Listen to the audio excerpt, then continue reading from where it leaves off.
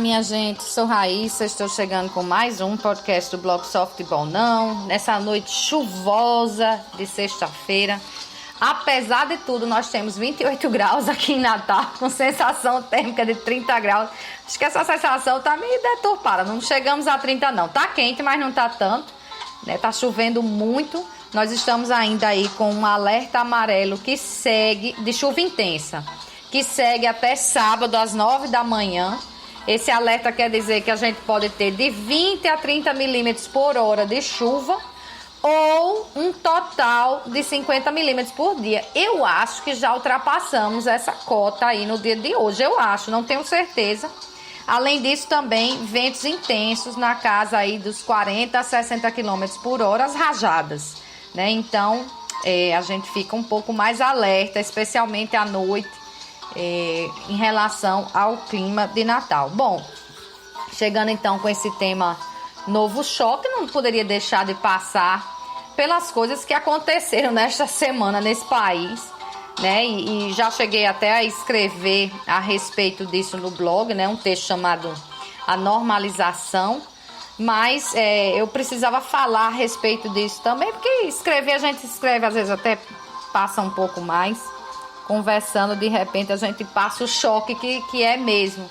Vocês imaginem a que ponto nós chegamos neste país em que você vai afastando o limite, né? O governo Bolsonaro vem afastando o limite do que é razoável desde o primeiro dia do seu governo. Essa aqui é a realidade. Na verdade, desde sua campanha, o limite do razoável, ele vem sendo a cada dia jogado para mais distante, para mais distante, para mais distante, né? E eu acho que se a gente voltasse no tempo, talvez 10 anos, vamos dizer, ou 15 anos, 20 anos, no governo da ditadura militar no Brasil, nós não teríamos a coragem que teve esse ministro que foi ele. É ministro, na verdade, é secretária, porque era ministério, virou Secretaria de Cultura, Roberto Alvim.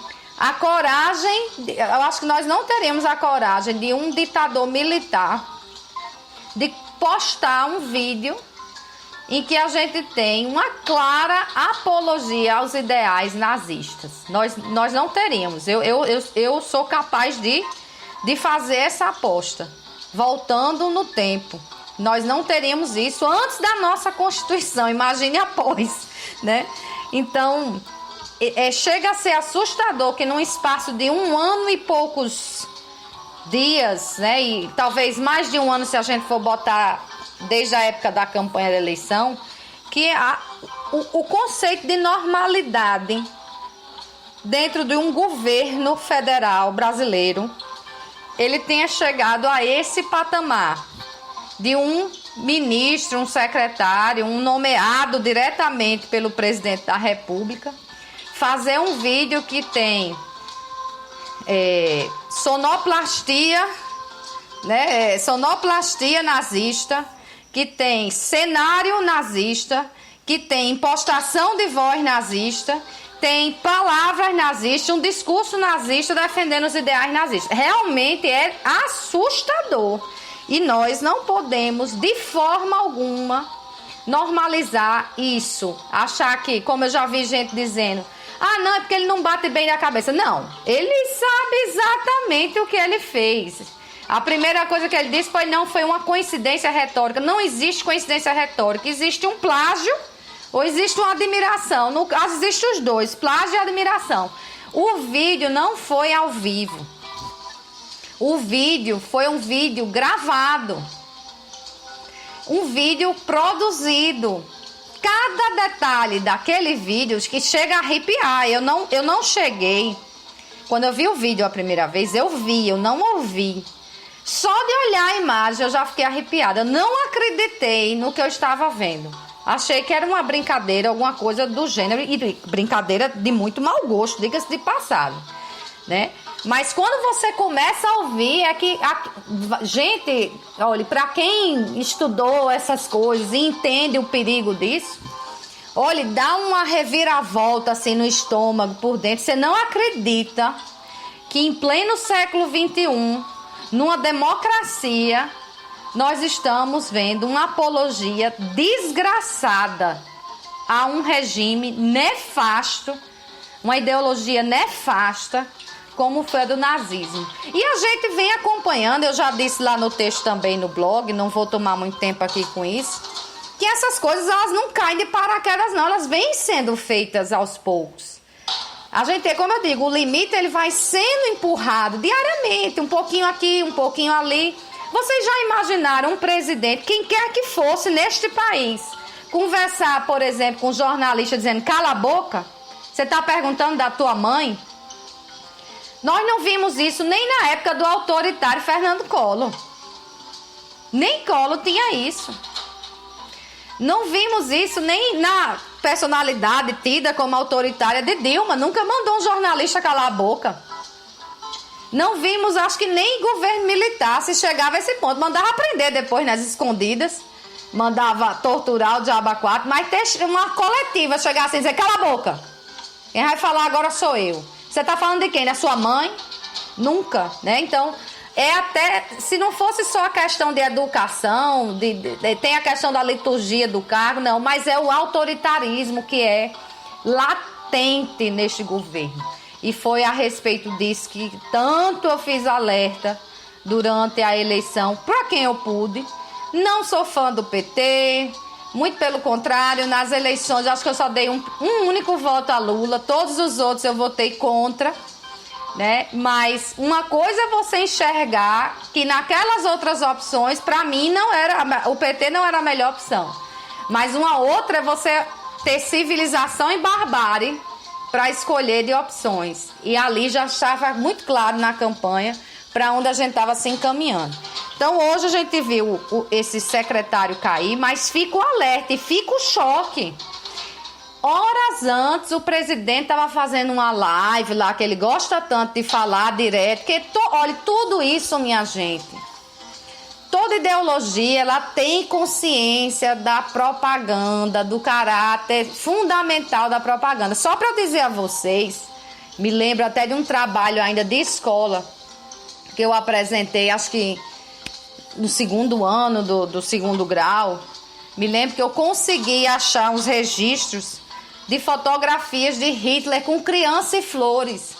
Hitler andava com um fotógrafo a tiracolo. Naquela época, lá em 30 e alguma coisa, ele andava com um fotógrafo há 100 anos.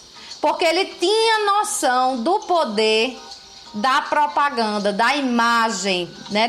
Que imagem linda, que homem maravilhoso. Olha, ele cheio de crianças crianças todas loirinhas, com os olhinhos claros, que é o padrão, que era o bonito, limpo, né? Da sociedade, nesse ideal louco, que é o ideal nazista, né? De eliminar uma outra raça, porque tal raça, se é que isso existe, se é que a gente pode falar de raça, num mundo tão miscigenado, imagina então no Brasil, é mais assustador ainda que se fale disso, você falar que existe uma determinada raça separada de outra, né? É uma coisa complicada, mas ele andava lá com fotógrafo, ele tinha essa noção. Hoje a gente tem um presidente que faz suas lives, anda com seu povo ali a tirar cola, não sei o que aquele povo pendurado nas lives de Bolsonaro faz, a não ser a claque ali dele, né? E todo tipo de besteira rola por ali.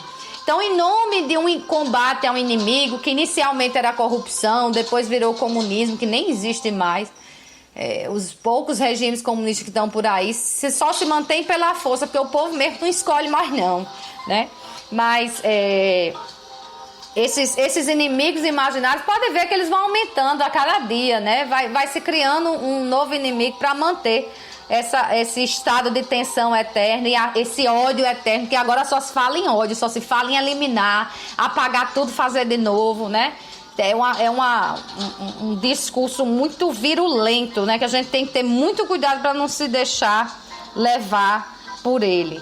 Então, é impressionante como a gente encontra esse mesmo tipo de coisa que era feita lá há 100 anos, sendo feita agora.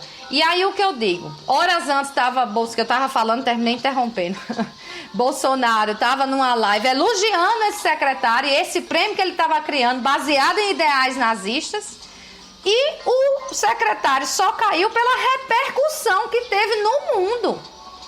Aí eu pergunto, o prêmio vai ser mantido? O ideal é o mesmo. Os motivos que levaram esse secretário a ser nomeado, eles ainda existem, né? É a preferência do presidente da República, que se sentiu impelido a botar para fora. Então, a gente, a partir de agora, nós brasileiros, os famosos cidadãos de bem, que se dizem tanto cidadãos de bem, hora de ficar de olho nesse governo e cobrar das autoridades que as coisas sejam feitas dentro de uma democracia. É a democracia que faz a gente ser mais bonito, né? Porque eu sou diferente de você, você é diferente do outro, o outro é diferente do outro, e assim vai, cada um com sua individualidade. Não existe padrão. Regime totalitário, ele quer criar um padrão que não existe. E hoje você acha bonito o padrão que ele está criando, amanhã você faz parte do fora do padrão e ele lhe elimina. E quem vai lhe salvar? Então a gente precisa abrir os olhos para essas coisas agora. Porque se o discurso era combater corrupção, a gente já tem aí 2, 3 integrantes do governo Bolsonaro envolvidos em corrupção e ele não tira. Se o problema era corrupção, por que não tira? Porque não afasta e nomeia outros. Não, o problema é a corrupção dos outros, é dizer que só os outros são corruptos. E assim vai. Então fica esse alerta, é um novo choque. Certamente teremos outros, porque a gente nota que diariamente surge uma coisa nova. Também essas coisas parecem bem orquestradas, porque quanto agora se discute como é que o secretário de comunicação contrata a própria empresa dele, que negocia com as outras empresas e que aumentou aí a cota de Band e Record, que vivem dando cartaz ao presidente, né, servindo quase que de chapa branca para o presidente. Quando está essa discussão de que houve não sei quantas reuniões, 67 reuniões, que está o irmão contratado e tudo, se esquece esse discurso com uma coisa gravíssima como é o nazismo. E a gente segue nesse patamar de todo dia surge um caso de corrupção, então vamos apagar falando de outra coisa. E é um ministro de educação que não sabe ortografia básica. É impressionante uma coisa dessa. Ou um ministro do meio ambiente que quer acabar com o meio ambiente, já é até condenado por crime de meio ambiente. A gente está vivendo quase que não... É surreal. Se contasse ao brasileiro de 10, 15, 20 anos atrás que a gente ia viver 2020, 2019, 2020 com um governo com essas características, ele não acreditaria que isso seria possível, que o Brasil iria se aprofundar na esculhambação mais para frente, que é o que a gente está vivendo. Mas então, voltemos ao tema do novo choque, né? A cada dia um novo choque, a gente precisa, a partir de agora, todos nós temos que ficar muito alertas para aparar esses tentáculos totalitários que surgem aí do governo Bolsonaro e de seus apoiadores. É preciso aparar isso urgente, senão a gente vai chorar e por muito tempo depois. Deixa ele lá no quadradinho dele de governante, de presidente, nas funções que ele tem que ter, mas não pode sair da caixinha. A caixinha está lá para encaixar e cada um dentro das suas funções, como é em toda a democracia e como determina a Constituição brasileira. Bom, minha gente, é isso, né? Um tema forte, chato, vocês não têm ideia do quanto eu fico alterada com isso. Acho que dá até para perceber que o podcast segue de outra forma, mas eu renovo o convite para sexta que vem, 7 da noite, espero que com outros melhores e mais leves assuntos.